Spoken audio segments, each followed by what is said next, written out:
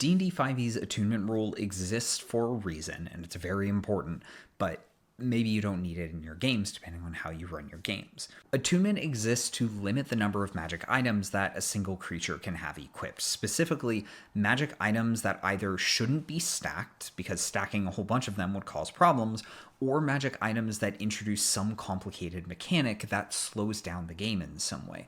Putting too many of those kind of items on one character will make their turns take forever, it bogs down the game, and it disrupts the play experience. So as an example, Rings of Protection require attunement. You could, in theory, attune to 3 of them and have +3 AC and +3 on all of your saves, and that is massively powerful in D&D's bounded math. If you could stack even more than that, that could get pretty disruptive pretty quickly. Like looking at the Artificer, who can attune to a maximum of 6 items at level 20. Imagine attuning to 6 Rings of Protection and having +6 on all of your saves, +6 to AC. You're basically untouchable, which makes it very difficult for the DM to challenge you in any meaningful way.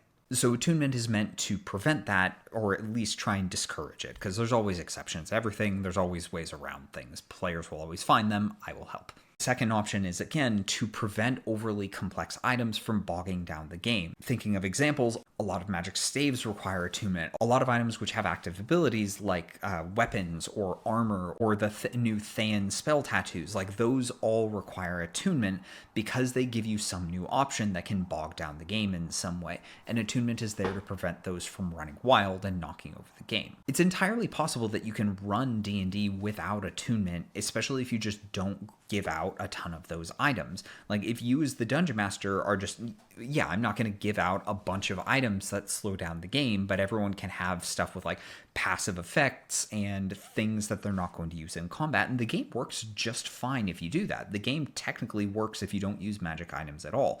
But if you're going for like random treasure or whatever items that published adventures give out, it's entirely possible that you'll run into problems if you remove the attunement restrictions.